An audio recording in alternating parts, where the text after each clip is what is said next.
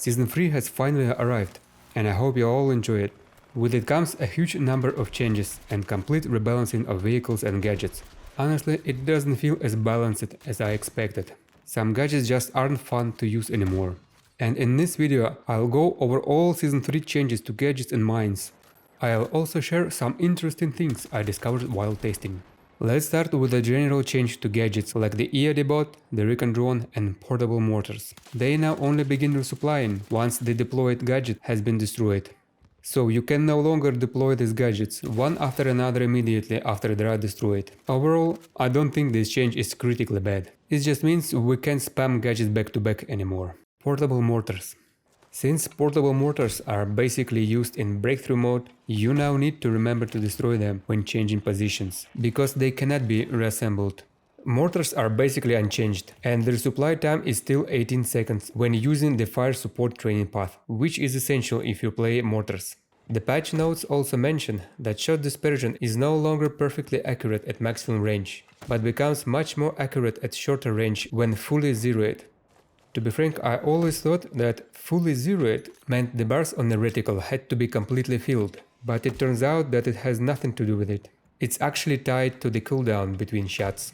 While testing, I discovered that if you keep the reticle perfectly still, it shrinks significantly after 4 shots, making the mortar extremely accurate. That's important to note, that even the slightest mouse movement resets the zeroing process, and this became a huge problem for me because I use a high sensitivity mouse. So the solution was to fire after aiming, using only the spacebar, without touching the mouse at all. The maximum range of portable mortars remains unchanged at 360 meters in a straight line. As you can see, the farther you move your crosshair, the wider it becomes. Projectile travel time is still 12 seconds, although beyond 300 meters it drops to around 10 seconds. Overall, mortars are still usable, but now you really need to keep the zeroing mechanic in mind if you want accurate shots. HDI hardware separation gadget. The changes for this gadget were both surprising and honestly very disappointing for me. When the HDI was first introduced, it was a great and a very useful gadget. It could detect and destroy enemy gadgets and explosives through walls from up to 60 meters away and up to 80 meters in zoom mode. It allowed you to destroy enemy intercept systems and deploy beacons, as well as mines and claymores. Of course, when Hagentel base was released, the gadget's range was massively nerfed, from 60 meters to 15. It honestly felt like the map had been designed without considering the HDI at all, and because of that, the gadget was barely worth using outside of Hagentel base map. And ironically, even on that map, there were only a handful of spots where it was actually effective. I used this gadget for almost a month, and in all that time I only got enough impressive multi-kill clips to make one YouTube short. Most of the time I was only getting 1 or 2 kills per match. So what changed? In Season 3, the HDI's original range has been restored, 60 meters in a normal mode and 80 meters in a zoom mode. But there is one massive catch that makes this gadget almost useless now. It can only detect gadget and explosives through walls within 12 meters. Only 12 meters. And that's not all. The HDI no longer detects or detonates grenades or grenade launcher projectiles. It can still intercept RPGs and other shoulder launch missile, but its explosions now deal almost no damage to enemies. Honestly, what's even the point of this gadget anymore? In other words, the HDI was never some massively overpowered problem. Yes, there were occasional cool moments, but they were rare enough that I honestly don't understand the logic behind the Season 3 changes. At this stage, using a Recon Drone makes far more sense now. In my opinion, the HDI is basically dead now. Why these changes were made is a complete mystery to me. This is easily one of the biggest disappointments of the patch. EOD Bot and mines.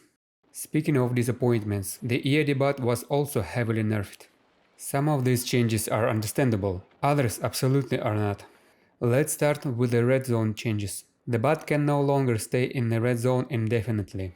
To be honest, this change was probably inevitable, sooner or later. On one hand, players could use the bot to mine spawn areas and sneak behind enemy lines through the red zone, which was definitely questionable. But on other hand, how are you supposed to deal with vehicles and mortarmen camping safely inside their base now? If you enter the red zone and stop controlling the bot, it now self-destructs automatically. And that's not all. The deeper you go into the red zone, the harder it becomes to see because of visual interference effects. Seriously, why? I also tested fall damage and found that the maximum safe drop height for the bot is about 15 meters. Anything higher destroys it. Now for the most painful nerf of all, I'm talking about mini mines. In my opinion, this change is completely undeserved. Using both mines, or really any mines at all, now feels almost pointless. The minimum distance between mini mines was increased from 1.5 meters to a ridiculous 5 meters. On top of that, the damage was reduced from 418 to just 300. That means you now need 4 mini mines to destroy a vehicle, but the bot can only deploy 3. So what's the point? This is ridiculous. The only vehicle you can reliably destroy with 3 mines now is armored transport, and only because its HP was reduced to 800. Meanwhile, light transport vehicles can now drive over mines without triggering them. But even that isn't the worst part. Every time a vehicle triggers a mine now, it automatically stops for a few seconds. Do you realize what this means? In other words, tanks basically have built-in anti-mine protection now. Mines have become nearly useless against tanks. You know, tanks were already quite strong in skilled hands. Now they are even harder to deal with. And to make things worse, both mines are now incredibly easy to spot. They used to sit partially buried in the ground, but now they are fully exposed and even glint at close range. Honestly, these changes are mind-blowing, and not in a good way. Tripwire mines and C4 can still be used with the bot, although tripwire behavior has changed. Don't attach the mine to the front of the bot anymore. If you drive into a tank, the mine will instantly detonate, destroying the bot while dealing no damage to the tank. If you place it on the back instead, it will drop to the ground when the bots get destroyed, just like C4. And whenever a trip mine or mini mine detonates, the attached C4 goes off too. Right now this is pretty much the only consistent way to destroy tanks with the bot, but you'll need teamwork with a Recon player. During testing, I also discovered that you can still place 2 mini mines next to each other. If you spam the G key quickly while driving, 2 mines can still land side by side. For now at least, this trick still works. Unfortunately, it doesn't work with the third mine, because that one still has to be placed 5 meters away. Blowtorch damage remains unchanged, 13 damage to infantry and 12 to 13 damage to vehicles.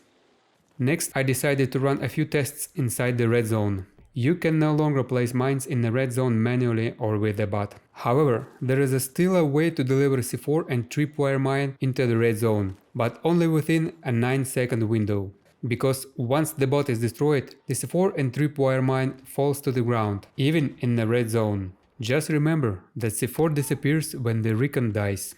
Overall, in my opinion, the EOD bot is now almost useless against vehicles. Recon Drone and C4. There are no major changes to the drone itself. Battery life and range remain unchanged. Zoom was only removed in RedSec, and the drone still detonates nearby explosives when it self-destructs. However, there is now an issue with attaching C4 to the drone. As you can see, the C4 charges don't stick together anymore, so you need to place them separately across the drone. And because main battle tank HP was increased, you now need all 4 C4 charges to destroy one. Tank thermal smoke now destroys nearby C4 charges within an 11 meters radius and also deals damage to infantry. And because of that, taking out tanks with drone C4 setups is even more difficult than before. Overall, I'm really disappointed with the vehicle and gadget balancing in this patch. It feels extremely one-sided, and almost every gadget has either been nerfed or made nearly useless. And I'll say it again, tanks were already very strong in skilled hands, but now it feels like anyone can farm easy kills with them. Anyway, if more changes happen, I'll make sure to let you know. Thank you for watching.